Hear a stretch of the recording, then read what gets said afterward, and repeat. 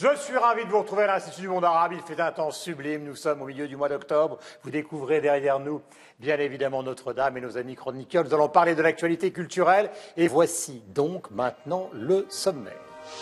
La littérature du vrai, de nouveau très en vogue dans la francophonie, peut-elle produire des chefs-d'œuvre qui transcenderont les générations futures? Une question que nous aborderons aujourd'hui, notamment autour du livre de Delphine de Vigan, D'après une histoire vraie, récit en forme d'autobiographie fictionnelle. Nous allons parler du Québec qui se retourne sur son histoire récente et parfois violente dans plusieurs créations contemporaines, et notamment le film Insoumis de Mathieu Denis. Une histoire qui se passe à Montréal au printemps 1966 où il est question de la radicalisation d'un jeune homme de 16 ans qui rejoint le Front de libération du Québec. Et enfin, nous évoquerons un siècle de création artistique congolaise, une création foisonnante, peinture, musique, photographie, au travers d'une magnifique exposition Beauté Congo qui se tient à Paris à la Fondation Cartier. Et comme chaque semaine, notre tour du monde de la francophonie qui bouge et crée, c'est avec le Zap Culture. 300 millions de critiques, c'est parti. Voilà, et nous sommes avec Estelle Martin qui m'accompagne depuis le début de cette aventure. Pascal Bourgault, bonjour ma chère Pascal, bonjour Estelle, qui représente la Wallonie-Bruxelles. Michel Serruti de la radio-télévision suisse. Pourquoi ce ton pincé, Guillaume? Non, parce que j'essaie de vous imiter. C'est-à-dire à la fois la sûreté du jugement, la tranquillité, l'amour du jazz. Donc je scatte la radio-télévision suisse. Mathieu Dugal de Radio-Canada, qui vous le voyez est un monument d'élégance. Et puis notre clergyman maison, Olivier Poivre d'Arvor, ambassadeur de France. Voilà pour nos amis que vous aimez et moi aussi. Nous allons commencer par la littérature du vrai. Pourquoi? Parce que de très nombreux romans en France ne sont plus des romans strictement autofiction ou alors au contraire des romans de fiction pure.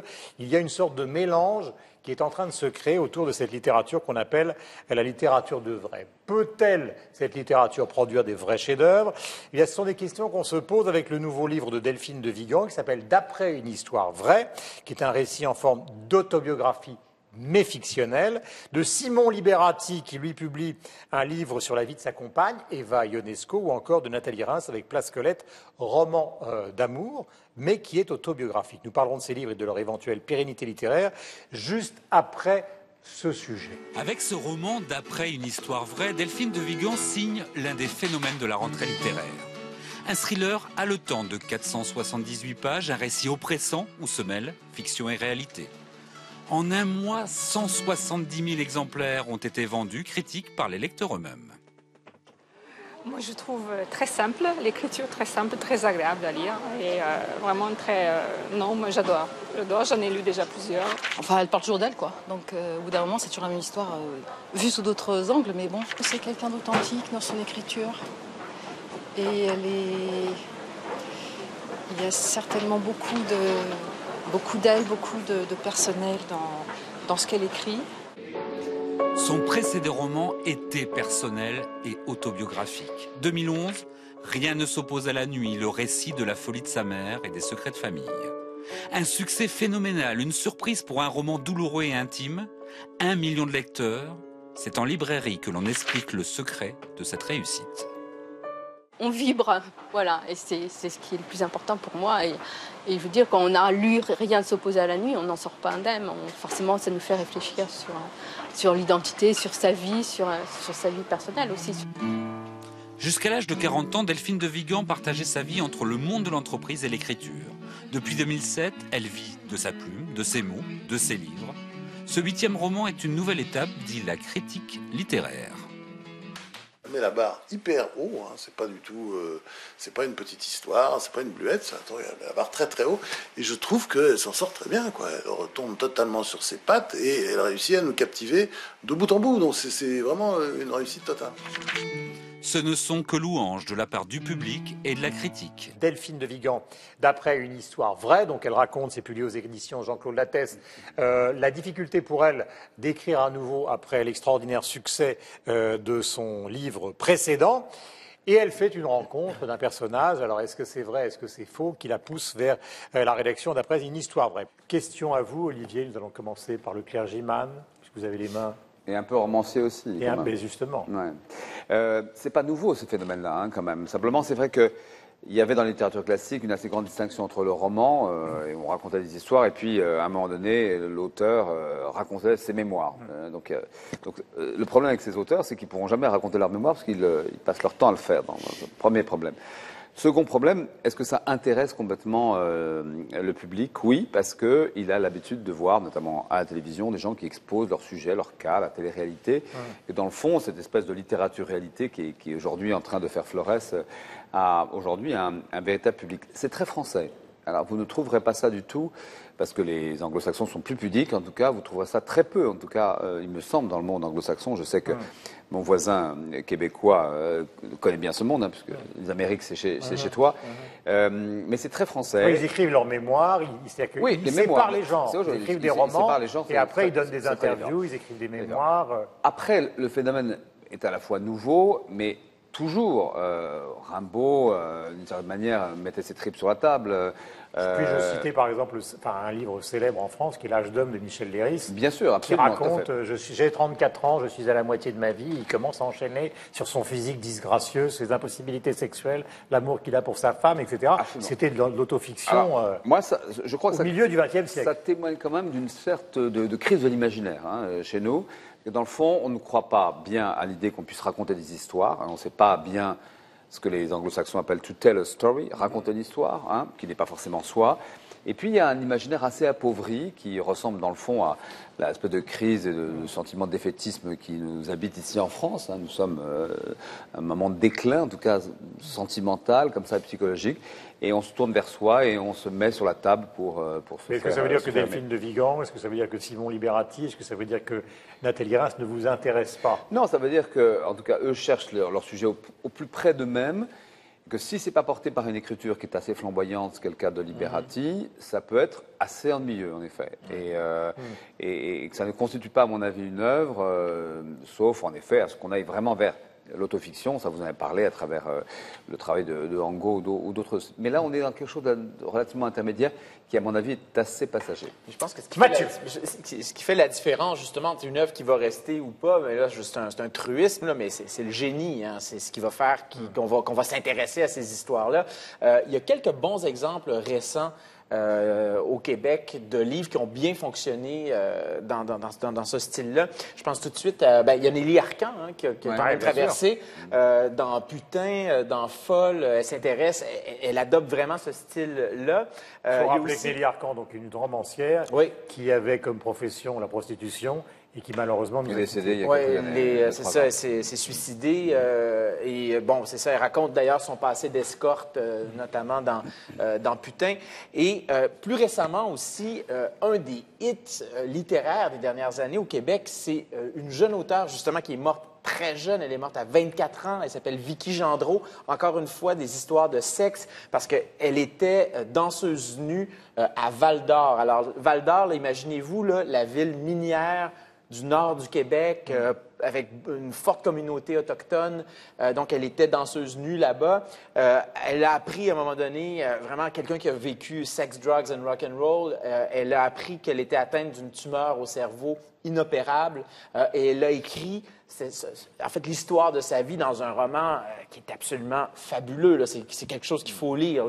Testament de Vicky Gendreau, c'est un grand livre. Et donc, c'est ça, c'est quand on a ce souffle-là qui va porter l'histoire, quand le storytelling va porter ça, peu importe qu'on parle de soi, peu importe qu'est-ce qu'on raconte, ça va traverser le temps. Mais est-ce qu'il n'y a pas, avant de vous donner la parole, Olivier, il y a une chose, c'est qu'en grande partie, Madame Bovary, d'une certaine manière, elle existe, c'est-à-dire que tous les grands auteurs ont fouillé quelque part, quelque chose qu'ils ont transfiguré. Donc le réel, il est toujours là. Le réel est permanent. Robert de Montesquieu et Charlus dans Proust, c'est un personnage qui existe. Le réel est partout dans la littérature et on puise, enfin, écrivant, on puise toujours dans son propre réel. Mais vous auriez pu citer le grand livre de Chateaubriand, c'est les Mémoires d'Outre-Tombe. Et les Mémoires d'Outre-Tombe, en fait, il les écrit quand il est relativement jeune, d'ailleurs. Rousseau. Et donc, on voit bien que ce type de... Mais il faut avoir quelque chose à raconter. Et je pense que ce que Chateaubriand ou Rousseau avaient raconté était assez fort. j'ai un peu plus de doutes pour certains Alors de moi, ces romans. parce que moi j'ai bien aimé, moi j'ai bien aimé. C'est vrai que je pense pas que ce soit un chef-d'œuvre et que ça va peut-être rester dans le panthéon littéraire d'après une histoire vraie, mais j'ai passé un excellent moment avec Delphine de Vigan. Et c'est vrai qu'à un moment elle se justifie un peu sur ce fait de raconter, puisqu'elle dit les lecteurs. Là je vais la citer. Enfin je cite elle, son double maléfique. On ne sait pas trop si cette femme existe ou pas, mais en tout cas elle est présente aux côtés de Delphine de Vigan, qui parle de ses enfants, qui parle de son compagnon. Et c'est vrai que pour une Parisienne comme je suis, il y a une familiarité qui explique le succès, peut-être, je ne sais pas, de Delphine de Vigan. Alors elle dit, les lecteurs, tu peux me croire, attendent autre chose de la littérature. Et ils ont bien raison. Ils attendent du vrai, de l'authentique. Ils veulent qu'on leur raconte la vie, tu comprends. Donc voilà, je pense qu'elle se justifie un petit peu sur cette démarche très autobiographique dans ce roman. C'est-à-dire que ça se serait appelé récit, il y aurait une logique. C'est le fait que ça s'appelle roman. Ah mais c'est totalement un roman. Oui, bien sûr.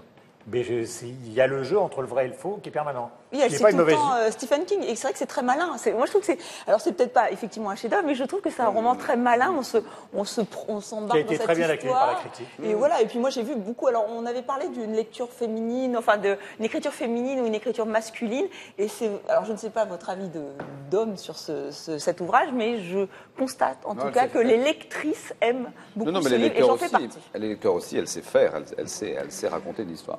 Clairement. Pascal. Alors moi j'ai envie de demander au seul romancier qui est autour de cette table, Olivier, qui vient de sortir un joli roman qui s'appelle L'amour à trois. L'amour à trois, oui. L'amour à trois. C'est du réel. Voilà. Et donc... On est beaucoup plus sur ce plateau. Donc, à 4, à 5, à 6.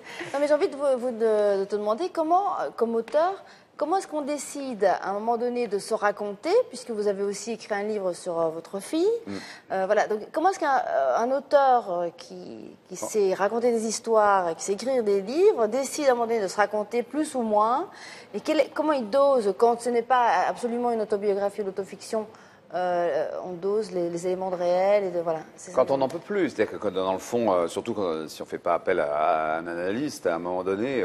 La matière du vécu et du réel dans un monde hypertrophié où tout est exhibé, où le narcissisme est partout, cette matière du réel est trop forte. Et dans le fond, un romancier, à un moment donné, ne peut pas se contenter de raconter des histoires qui lui sont complètement extérieures. Et là, en l'occurrence, ce dont vous parlez, la stérilité, par exemple, quand vous apprenez que vous êtes stérile, c'est pas un petit sujet. Donc, qu'est-ce que vous en faites? Soit vous tombez malade, vous dites « mon Dieu, je suis triste », soit vous en faites un sujet romanesque. Et ce qui est formidable dans la vie de l'écrivain, c'est qu'il transforme tout, y compris la mort, la maladie, le désespoir, en quelque chose qui est de la littérature et dont il croit, à tort peut-être, mais que ça restera d'une manière ou d'une autre. Et L'amour à trois?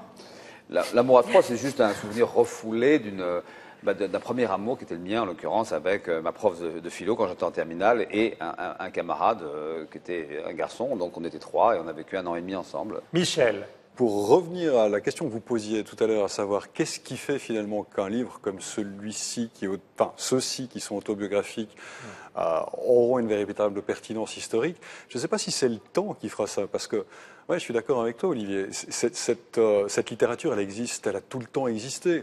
Duras a été étripé quand est sorti L'Amant, puis finalement aujourd'hui on le lit, puis on n'a pas le même regard qu'à l'époque. Alors est-ce que c'est le temps qui fera ça? Est-ce qu'aujourd'hui, est-ce qu'on est beaucoup trop près de cette littérature et on ne voit pas l'enseignement qu'on pourrait en tirer historiquement et qui pourrait en faire sa valeur? C'est vrai qu'aujourd'hui, il y a une recrudescence de cette littérature parce qu'on est en plus dans la moi génération avec les selfies, avec Facebook, avec tout ce que vous voulez, donc tout le monde s'épanche, donc on en a un petit peu par-dessus la tête. Mais est-ce que c'est ça? Je ne sais pas. Pour revenir au bouquin de Liberati, Eva, moi j'avoue honnêtement... Alors, il faut raconter. Alors, Eva Ionesco, donc, est une jeune femme qui a été photographiée par sa mère très très jeune, d'une manière le moins qu'on puisse dire sexualisée, qui est devenue une égérie des boîtes parisiennes. Il l'avait rencontrée très jeune, ils se rencontrent plus tard, et finalement ils s'épousent et il décide d'écrire un roman sur elle. Ouais. Avec, on ne le sait pas d'ailleurs, parce qu'il a fait la une de tous les magazines littéraires, en gros, avec on ne sait pas exactement quelle est l'appréciation d'Eva Ionesco aujourd'hui sur le livre qu'il a fait sur elle. On a l'impression qu'il y a, je sais pas, il essaie de tirer ça vers le roman en disant de moins en moins, justement, c'est du réel. Alors, dans le livre, il explique qu'il a passé un pacte avec elle et qu'a priori, ce livre a été écrit, elle l'a lu, elle est d'accord avec ce qu'il y figure. En tout cas, c'est ce qu'il laisse entendre et même ce qu'il écrit dans le livre.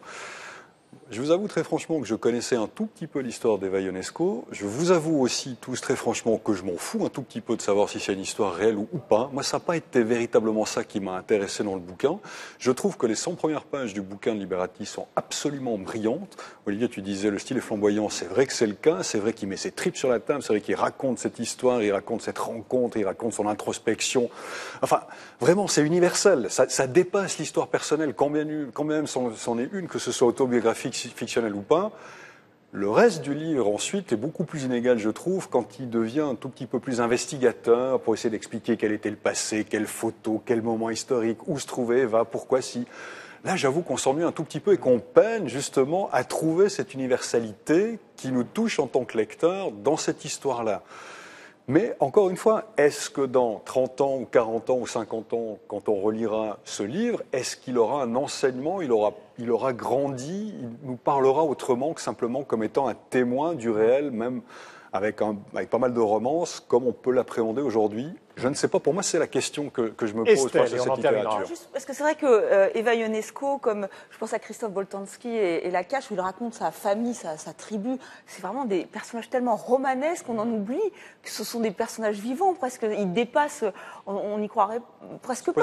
C'est tellement des histoires incroyables. Eva Ionesco, moi quand j'ai lu cette histoire, c'est vrai qu'après j'oublie, finalement je m'en moque, je la rencontrerai certainement jamais, mais elle a une histoire tellement incroyable avec sa mère. Ne désespérez pas, tout est possible. Tout est possible, voilà. Et regardez donc, nous deux. Franchement, je pense que c'est enfin. À quand un livre entre l'histoire de Guillaume Durand et Estelle Martin? Je vous laisserai l'écrire. Je pense que vous êtes plus doué que moi. Donc voilà, non, mais je pense que aussi, ce sont des vrais personnages de romans. C'est pas comme si, effectivement, je racontais ma vie. En fait, que je la raconterais très bien. Mais là, c'est vraiment entre Eva ou les Boltanski. Enfin, c'est quand même une famille de dingue, enfin, incroyable. Donc, je peux comprendre qu'on ait envie de lire ces livres et ça dépasse le côté vrai. Réel, j'ai une dernière question pour vous, Olivier, sur ce thème-là, puisque vous êtes l'auteur d'aujourd'hui, comme le disait tout à l'heure Pascal.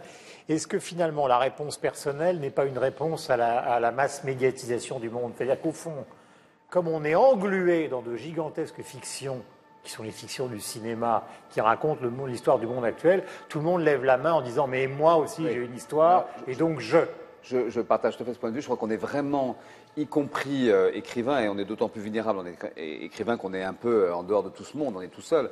On est happé par cette espèce de besoin d'exhibition générale. Et personne d'exhibition ou d'existence, tout simplement. D'existence, oui, en effet. Et ces morceaux de vie qui sont des lambeaux de vie, qui sont en effet une sorte de pièces de boucherie qu'on met sur la table, peuvent être très beaux s'ils sont baroques, d'une certaine manière, ou ils sont très justes. Voilà. Tout est vraiment dans l'écriture et pas tellement dans le sujet, dans le fond. Pour finir ce sujet, un tour sur les réseaux sociaux, plus précisément sur Twitter, sur le compte d'Anna Maria, qui a posté une phrase de la journaliste littéraire du quotidien Libération que vous connaissez, Claire de Varieux. « Seul importe la littérature, c'est de la littérature où ça n'en est pas ». Vous pouvez laisser évidemment vos messages sur le compte Twitter de TV5 Monde avec le hashtag 300 millions de critiques et sur le site internet aux adresses qui s'affichent en bas de l'écran. Deuxième sujet, en vous remerciant, mon cher Olivier, d'être venu nous voir. Nous allons parler du Québec qui se retourne sur son passé, sur son histoire récente et parfois violente, par le biais de la création. Et pour aborder ce nouveau débat, ce deuxième débat de 300 millions de critiques, je vous propose de regarder ensemble la bande-annonce du film de Mathieu Denis, donc que voici. T'es prêt? Oui. La violence, c'est pas un choix qu'on fait. C'est la seule option qu'on a. C'est ton retour.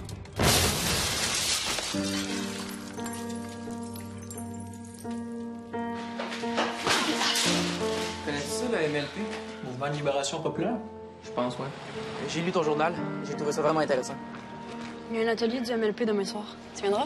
Veux-tu bien me dire ce qu'un petit gars de Villemont-Royal vient faire ici? Je viens peut-être de Villemont-Royal, mais je vis dans le même monde que vous autres. Je pense pas, non. A voi non vi dice mai, tu sei nato qua e morirai qua. Je suis pas aveugle. Je le vois bien que pour une poignée de riches, ça te prend des millions de pauvres d'exploiter puis d'humilier. Depuis que je les ai rencontrés eux autres, j'ai l'impression que si je veux que les choses changent pour vrai au Québec, c'est avec des gens comme vous autres que ça se passe. Il va falloir que tu m'expliques ça parce que moi, je comprends plus, là. Ça fait longtemps que tu me comprends plus, papa. C'est pas nouveau. On est parti, on peut plus reculer. Robert, on est des militants calvaires, on n'est pas des meurtriers. Mais là, on a besoin de monde qui vont poser des gestes concrets pour décoloniser le Québec. La grenade, c'est en plein ça que c'était. Un geste concret.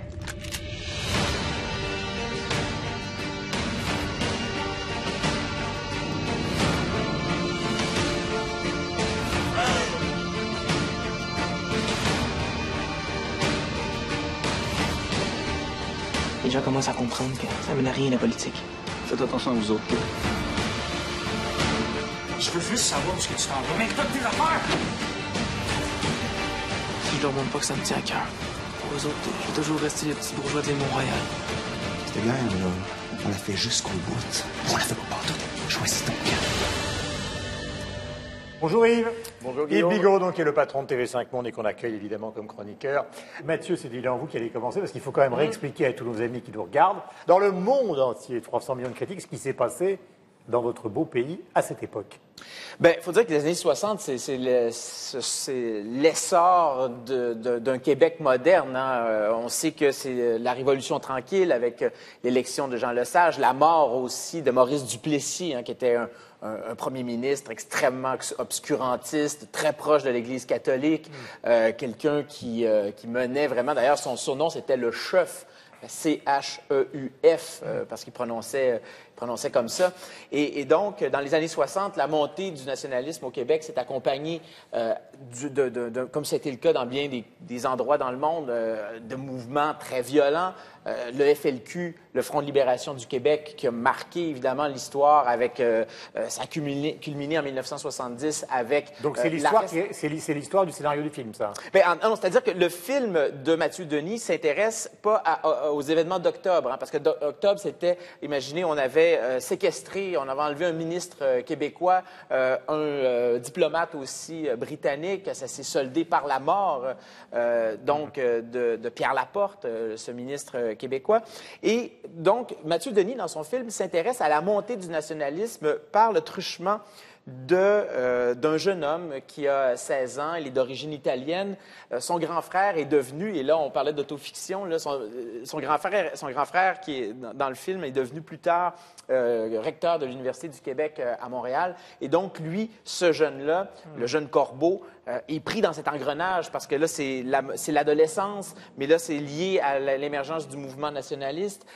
Il est enrôlé très jeune donc dans un groupe violent, et donc on voit sa marche finalement vers la mort parce qu'il va mourir des suites en fait de l'explosion d'une bombe qu'il allait poser. Pour votre génération, je vais être très froid, est-ce que ça a une signification tout ça? Bien, en fait, je pense qu'actuellement pour traiter... On parle à la fois du film et en même temps de ce qui s'est passé, après on parlera à la fois du film et du spectacle évoqué tout à l'heure. Bien, ça a moins de résonance que ça en a déjà eu dans l'histoire du Québec. Et d'ailleurs, je pense qu'il faut quand même une certaine audace actuellement pour traiter de cette question-là, parce qu'il y a une certaine partie des gens qui trouvent que c'est de l'histoire ancienne et qu'il faut arrêter de faire une fixation sur cette période-là de l'histoire du Québec, parce que ça a quand même marqué la cinématographie. Hein. On sait qu'un des plus grands films québécois de l'histoire, c'est Les Ordres de Michel Brault, tourné en 1974, qui s'intéresse donc à la période, cette période noire de la crise d'octobre 1970. Et donc, il faut quand même un certain courage, parce que c'est vrai que ce n'est plus dans le discours politique, c'est quelque chose qu'on essaie un peu d'évacuer ou de ne pas regarder, en tout cas, dans le discours politique. Mais cela dit, le film est quand même fort intéressant.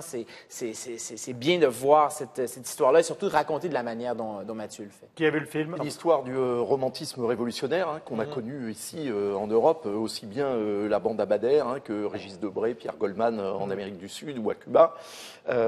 La question qui est posée fondamentalement dans ce film, c'est faut-il et peut-on mourir pour des idées, mais aussi tuer pour des idées? C'est fondamentalement ça qui est la question qui est posée. Alors c'est sur fond aussi effectivement de la Révolution tranquille au Québec. C'est donc les chansonniers, l'émergence des chansonniers et l'arrivée de Robert Charlebois qui incarne finalement sur sa personne. Leclerc, Vigneault et tous les autres. Voilà, cette libération. Mais Charlebois, il va au-delà, parce que justement, il a une dimension de son époque où il est américain, il est parti en Californie, c'est là qu'il est revenu, le hippie québécois, ami de Frank Zappa, etc. Mais voilà, ce qu'il faut dire, c'est que c'est effectivement, je pense... pour moi, j'ai trouvé que c'était un beau film, parce que c'est un film extrêmement humain, sur fond, justement, de romantisme révolutionnaire, très bien traité, et qui, de la même manière que Timbuktu, dans un genre totalement différent, doit, au-delà, on va dire, de son sujet, simplement être un très beau film de cinéma, quel que soit son sujet, et quel que soit le côté de son sujet duquel on peut se placer. L'universalité du particularisme. Ouais, voilà. Bah, très bien dit. Mais je suis là pour ça. Ah, ben oui. Autre point de vue sur le film. Sur le film, et après on parlera du spectacle. Oui, avec je trouve que justement cette difficulté, cette prise de conscience, cette lutte permanente, en tout cas pour la majorité des protagonistes du film, de savoir s'il faut tuer ou non pour se libérer ou accepter la mort soi-même, on la sent bien, elle est bien mise en valeur. C'est vrai que ça va presque des fois au-delà de la symbolique du film, d'un point de vue purement historique. C'est vrai même que, aussi, une chose qui m'a frappé finalement, c'est la jeunesse de Jean Corbeau et, on va dire, l'ambivalence ou l'ambiguïté de ses motivations qu'on peut aussi percevoir dans la mise en scène de Mathieu Denis. C'est-à-dire que finalement, est-ce que c'est par rébellion contre sa famille, qui est plutôt du côté libéral, qui est établi, qui a de l'argent? Est-ce que c'est par attrait pour cette jeune fille qu'il rencontre, dont on sent bien qu'il y a quelque chose qui se passe, même si c'est jamais cristallisé, concrétisé à l'écran? Dans romantisme révolutionnaire, il y a romantisme aussi. Hein. C'est ça. Mais pas simplement pour la cause en soi, on va dire, du identitaire, historique, de se libérer du colon, en l'occurrence, il y a tout ça. Et le film le rend formidablement bien. Moi, la seule chose sur laquelle je suis resté un peu sur ma faim, les acteurs aussi, disons, il faut le dire, les acteurs sont brillants, tous, ils sont jeunes, ils jouent formidablement. C'est un très classique comme film, mise en scène classique et tout, mais très bon film. La seule chose sur laquelle je reste un tout petit peu sur ma faim, c'est moi qui suis pas canadien, c'est qu'évidemment, après, il faut aller lire un peu de l'histoire pour un peu plus comprendre ce qui s'est passé avant, après, ce que c'est devenu. Parce que l'histoire est un petit peu, une sorte de parenthèse là au milieu, et on ne sait pas très bien ce qui suit, sur quoi ça va déboucher. Mais en même temps, c'est un appel à aller le faire, ce que j'ai fait d'ailleurs, et du coup, ça m'a aidé à me plonger dans l'histoire du Québec. Passionnant. Alors c'est ça la magie du cinéma et des spectacles, c'est que ça sort des caisses de l'oubli, des parenthèses, des épisodes de l'histoire complètement ignorés, dont moi je ne connaissais pas. J'ai lu un petit peu pour effectivement remettre dans le contexte. C'est vrai que ça, c'est la magie des films et des spectacles, c'est de nous replonger dans un pays, une époque, et quand même, c'est important pour le Québec. C'est fondateur, et on n'a pas cette connaissance, même dans l'espace francophone. Voilà, donc merci à ces deux œuvres. Il faut dire que, parce que ça nous concerne évidemment, nous Français, et ça vous concerne, vous, Québécois et Canadiens, c'est que ça va conduire un peu aussi au fameux Vive le Québec libre, à l'hôtel de ville de Montréal, de Charles de Gaulle, parce qu'il a remonté le Saint-Laurent avec des foules parce qu'on voyait monter ce mouvement justement identitaire québécois, se libérant du joug à la fois des Canadiens anglophones, mais aussi de la couronne d'Angleterre. Vous avez vu donc le spectacle qu'on a évoqué aussi? Oui, de Robert Lepage, justement. Robert Lepage, qui est au Théâtre de la Ville. Voilà, dans le cadre du Festival d'automne, c'est un solo, et il revient sur cet épisode lui aussi, et il s'interroge, alors il nous ramène dans son passé, dans les années 60-70. Pour lui, les Québécois sont amnésiques. Ils ne veulent pas revenir sur cette période, ils s'inquiètent d'ailleurs, et c'est tout l'enjeu aussi de ce spectacle. Il le dit, il est parti de ce qui est sur les plaques d'immatriculation.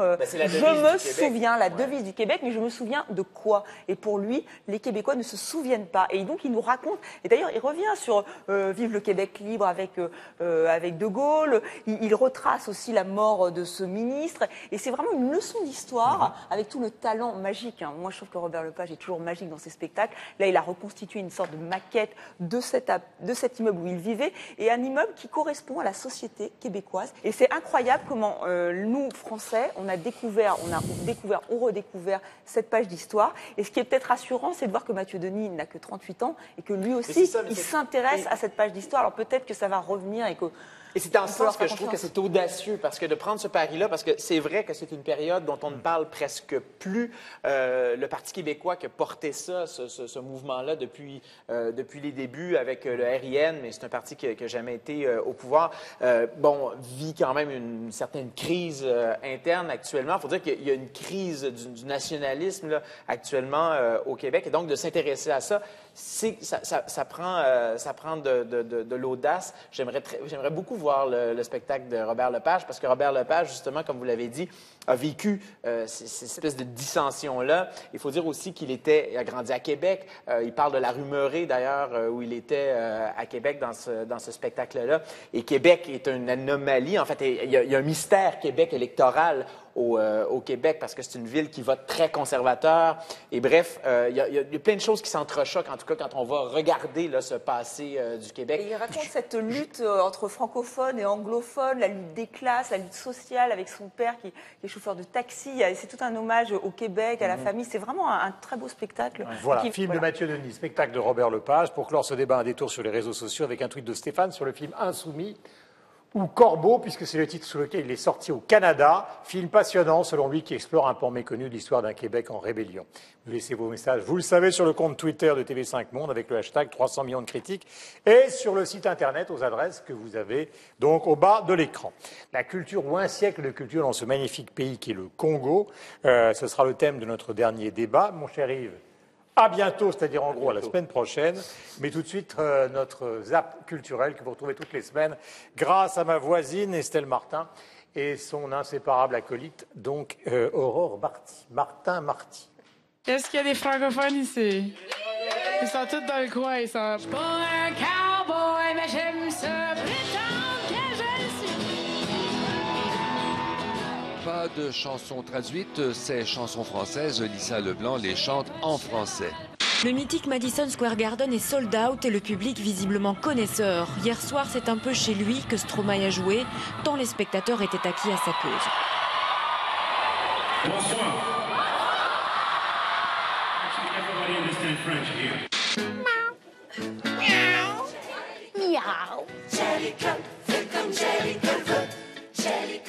Ils bondissent, toutes griffes dehors, sur la scène du théâtre Mogador.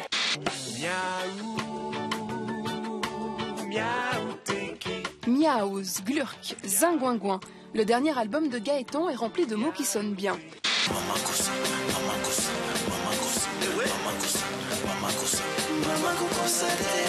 Ce sont des rythmiques africaines, des jeux de clavier africains dans la plupart de mes titres, avec effectivement des éléments soul et de la musique électronique.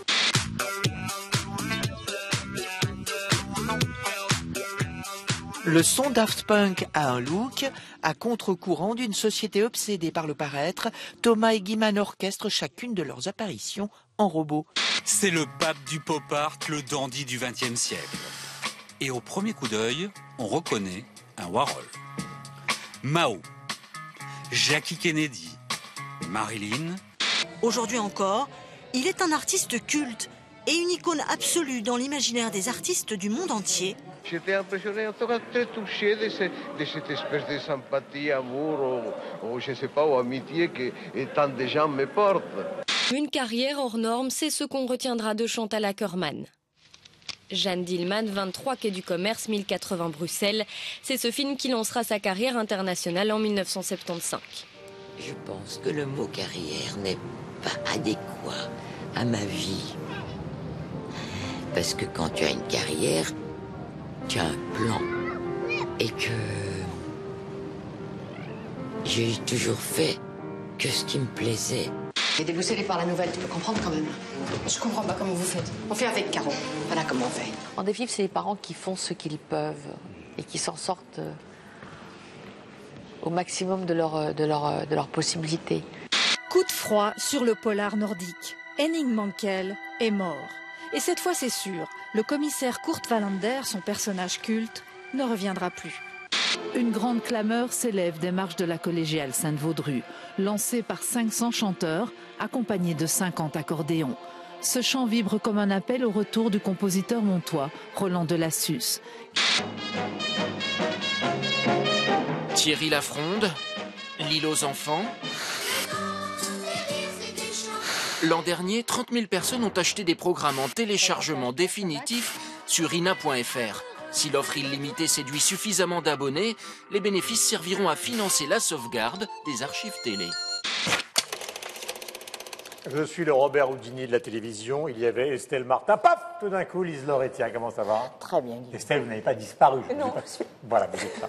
En ce moment, à Paris, la Fondation Cartier, dans le quartier de Montparnasse, pour l'art contemporain, célèbre un siècle d'artistes de la République démocratique du Congo avec l'exposition qui s'appelle Beauté Congo, donc 1926-2015, dont voici un aperçu, nous allons en bavarder pour terminer cette émission, grâce à ce sujet, ce reportage de TV5 Monde.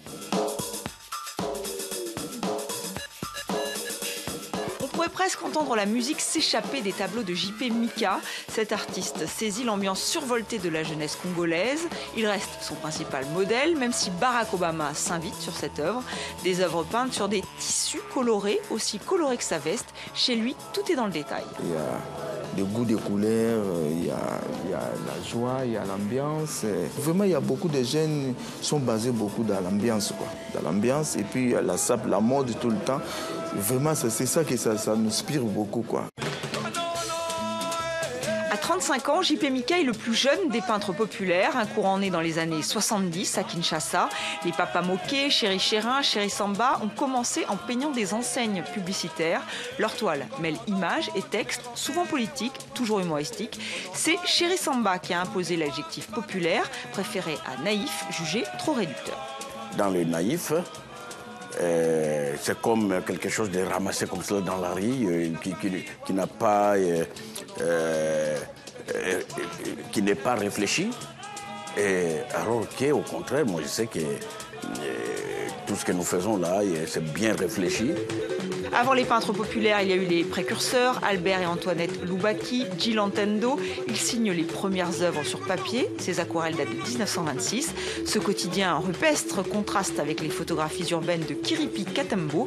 Kinshasa la Belle se regarde dans ses flaques d'eau. Ce qui m'intéressait, c'était de pouvoir trouver quelque chose de beau dans cette réalité qu'on peut voir de pauvres ou difficiles, mais d'essayer de trouver quelque chose de positif dans ça. La capitale congolaise se réinvente aussi dans ses maquettes spectaculaires. Bodies Isaac Kingelez s'est toujours inspiré de Kinshasa pour imaginer des mégalopoles, sortes de cités idéales, symboles du renouveau africain. Voilà donc le livre qui retrace évidemment cette magnifique exposition à la Fondation Cartier. Vraiment, allez-y. Alors, d'abord Lise-Laure, est-ce que vous avez aimé? Il y a une question que je voulais vous poser dès le départ, c'est qu'est-ce que les Congolais sur le plan artistique ont de différent? Là, il y a deux Congos, Kinshasa et Brazzaville, mais qu'est-ce qu'ils ont de particulier au milieu du continent africain? Mais ce qui est particulier pour les Congolais, c'est que vraiment il y a dans ce pays une extrême vitalité. Il y avait à l'époque l'école des beaux-arts. Aujourd'hui, ce qui est intéressant, c'est qu'ils se sont détachés de cette école. Il y a des gens qui ont commencé dans la rue, en faisant des enseignes publicitaires, en décorant les maisons des donc, au départ, il y a quand même une tradition artistique au Congo qui est différente et plus forte que dans les autres pays. Qui est plus forte, mais qui vient de la période coloniale. C'est-à-dire, d'ailleurs, dans l'exposition Beauté Congo, André Magnan l'explique bien à travers le travail des précurseurs qui, dans le Katanga, peignaient les cases des paysans. Et c'est comme ça que petit à petit, cet art est entré dans les mœurs des Congolais. Les oiseaux aussi, des peintures magnifiques, je vais les montrer. Par exemple, on va demander à notre ami, nos amis. Donc ça, sont des œuvres qui datent de milieu des années 50. Donc ce n'est pas le Congo d'aujourd'hui, que vous les trouverez aussi. Donc c'est leur caractéristique. Le parcours, est-ce que vous l'avez aimé, apprécié, Mathieu? En fait, moi, ça a été vraiment une claque, cette exposition-là, parce que c'est un art qui voyage, à mon avis, pas assez. Et s'il y a des gens, des gens de musées qui nous écoutent, j'aurais le goût de leur dire, mais allez sauter sur cette expo-là, faites-la voyager, parce qu'on a besoin de connaître cet art-là. C'est foisonnant. Et ce qui est fascinant aussi dans l'art qui est présenté dans cette expo-là, c'est qu'on voit des artistes qui sont très, très proches toujours de l'art populaire. Alors, on va être on va jouer avec les codes de l'art populaire tout en faisant un art contemporain. On est proche, par exemple, dans le cas de Moké, de l'affichisme. D'ailleurs, il met en scène des combats de boxe.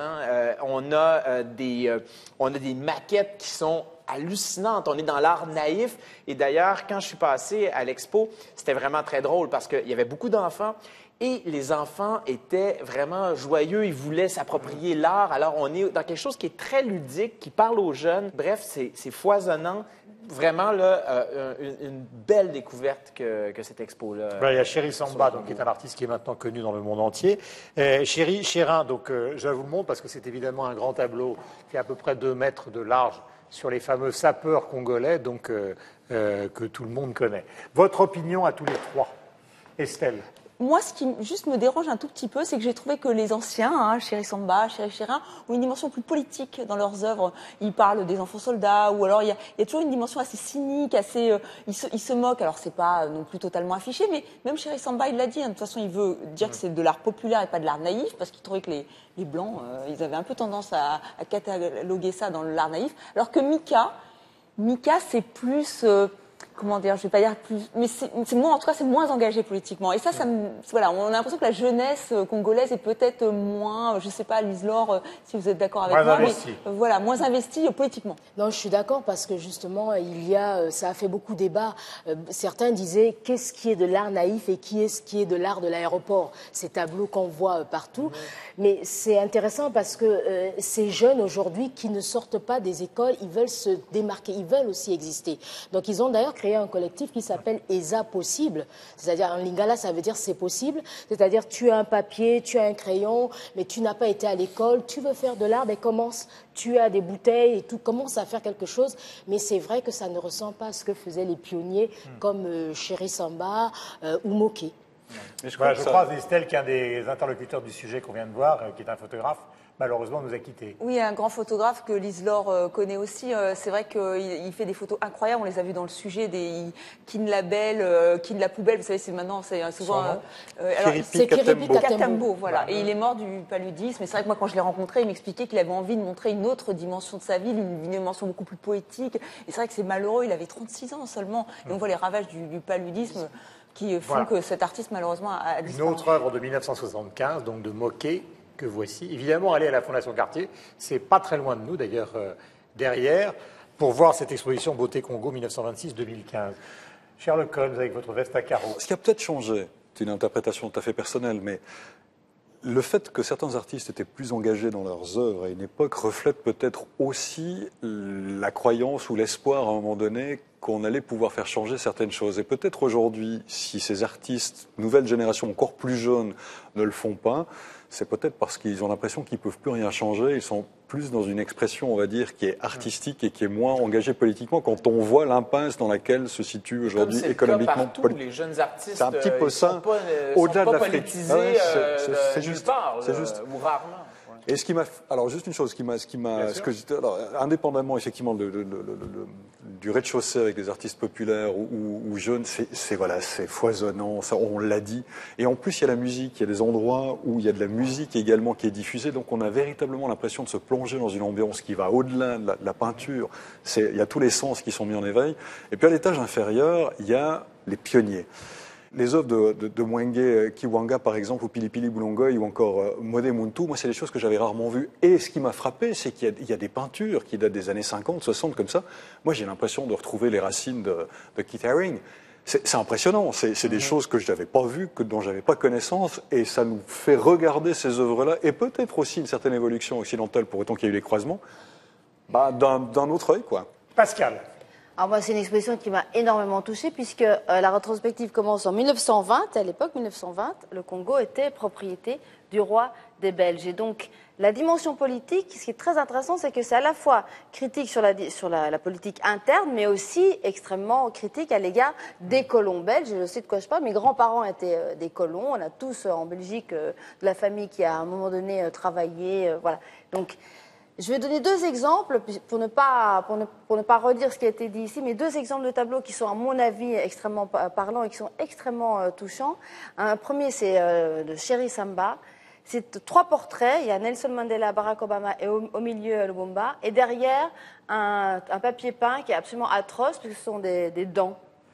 Sur un fond bleu ciel. Et on se dit, c'est quoi Le titre n'indique rien du tout. Et en fait, les dents, ça rappelle un épisode vraiment pas glorieux de la colonisation belge, puisque Lumumba, je vous la fais courte, premier ministre du Congo indépendant, a été assassiné, déporté au Katanga, fusillé par un capitaine belge, qui n'était pas... Alors la Belgique a un peu essayé de couvrir son assassinat et l'a dissous dans la soude, donc a dissous le corps, et la seule chose qui restait, c'était les dents. Et donc, cette peinture fait référence à cet épisode peu glorieux. Donc, je trouve que c'est une manière de revisiter l'histoire du Congo et revisiter notre histoire peu glorieuse de notre présence au Congo. Et alors, il y a un deuxième tableau, moi, qui m'a énormément plu. Vous savez, pour l'anecdote, ce tableau-là dont vous venez de parler, Alain Mabankou, c'est son image de profil sur Twitter. Alors, on dit que c'est un art qui est quand même diffusé. Deuxième tableau, et on terminera avec le deuxième tableau, c'est Chéri Chérin, c'est le parlementaire des partis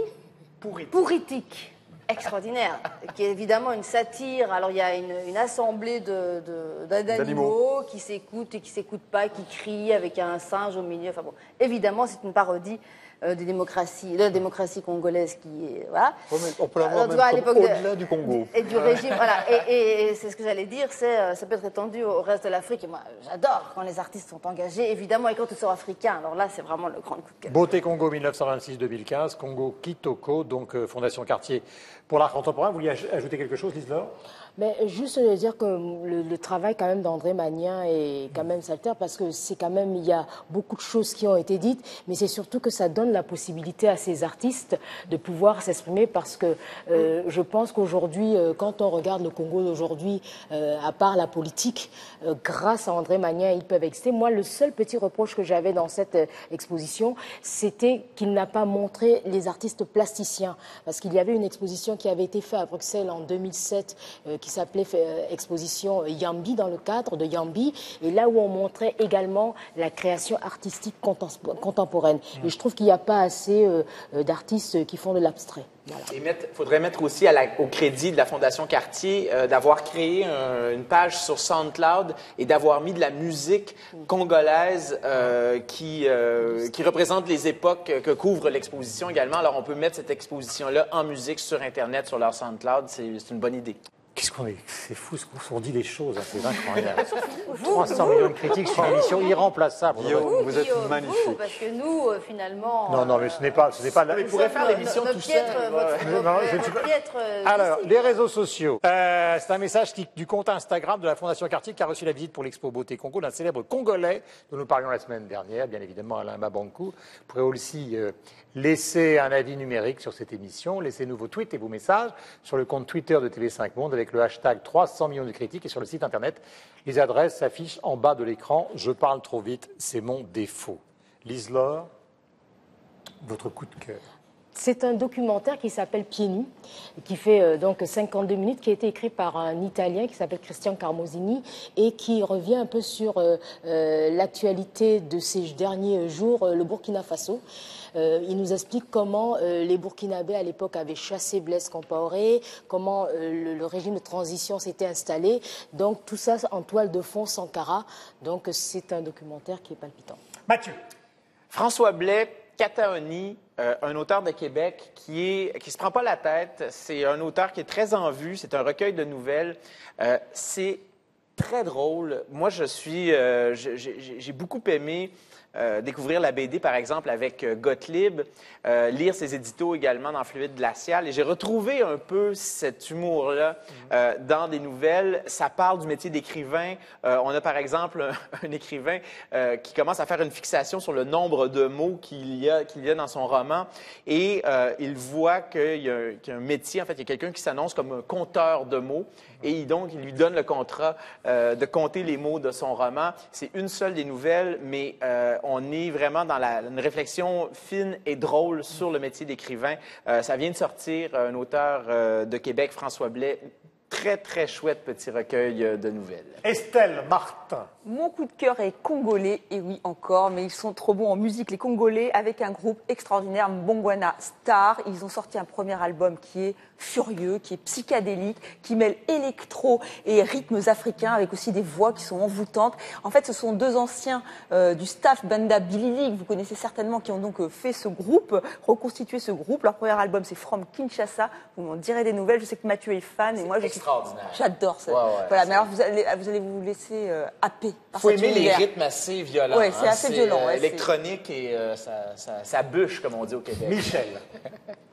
Un bouquin d'un jeune auteur suisse, Jonas Lüscher, Le Printemps des barbares, qui a reçu en 2014, parce qu'il a été publié en allemand d'abord, le prix Franz Hessel. Le prix Franz Hessel, c'est un prix franco-allemand qui récompense des auteurs soit français, soit allemands, quelle que soit la langue. Donc en 2014, c'est paru chez Autrement, et c'est une sorte de fable, un récit un peu désenchanté sur l'évolution de notre société. Ça se situe dans une oasis en Afrique du Nord, pendant le mariage de deux Anglais et l'effondrement également d'une certaine économie. C'est la débandade, on voit comment cela évolue. Évidemment, il y a un côté, je le disais, de l'ordre de la femme, mais c'est très jouissif. C'est un très joli bouquin, ça se lit très vite et c'est un joli regard sur la société. Jonas Flucher, Le printemps des barbares. Pascal. Alors, mon coup de cœur est franco-belge. Donc, c'est l'histoire de Jean-Claude Fournier qui a présidé aux aventures, qui a dessiné les aventures de Spirou après Francard dans le journal de Spirou. Et c'est donc Nicobi et Joux qui sont les auteurs, qui ont été rencontrés, Jean-Claude Fournier, dans son atelier en Bretagne. Eux sont bretons aussi. Et donc, ils racontent comment ce petit breton est monté à Bruxelles et a eu son premier job de dessinateur dans le grand journal de Spirou. Comme quoi, les Français et les Belges, quand on s'associe, on fait des belles choses. Voilà, et dernier point, donc parmi les coups de cœur, une relecture, puisque vous savez qu'il y a une grande exposition au Grand Palais qui s'appelle Picasso Mania. Alors, il y a eu Picasso et ses maîtres, Velázquez, Zurbaran, il y a maintenant des années. Et là, c'est toute la descendance du pop art et des artistes d'aujourd'hui qui utilisent Picasso. Et je voulais vous signaler ce petit livre, un vieux livre.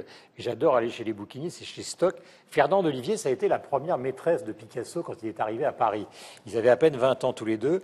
Et un jour, après qu'il l'ait largué, il faut bien le dire d'une manière pas très élégante, elle s'est mise à écrire sur les débuts. Et comme on a une vision euphorique, richissime de Picasso, voilà ce qu'elle dit. Compagne fidèle des années de misère, je n'ai point su être celle des prospères. Picasso, il était encore vivant, bien évidemment, quand il a écrit ça. Picasso se souvient-il encore de la jeune amie qui si souvent lui servit de modèle et qui à une époque ne put sortir pendant 2 mois parce qu'elle n'avait pas de chaussures? Se souvient-il des jours d'hiver où elle devait rester couchée, faute d'argent pour acheter le charbon nécessaire au chauffage de l'atelier glacial? Pour moi, je me souviens de tout, même du brave charbonnier auvergnat de la rue d'Orchamps, à Paris, à Montmartre, qui plus tard livrait le charbon sans jamais présenter la note parce que mes yeux lui plaisaient. C'est magnifique, non? Et vous revivrez donc, en allant voir cette exposition consacrée à Picasso et sa descendance artistique, vous revivrez les paroles émouvantes de Fernande Olivier. Merci à vous tous. Nous en avons terminé avec cette nouvelle édition de 300 millions de critiques et nous sommes ravis de vous rejoindre à travers justement les différents faisceaux partout dans le monde. Ciao et à bientôt.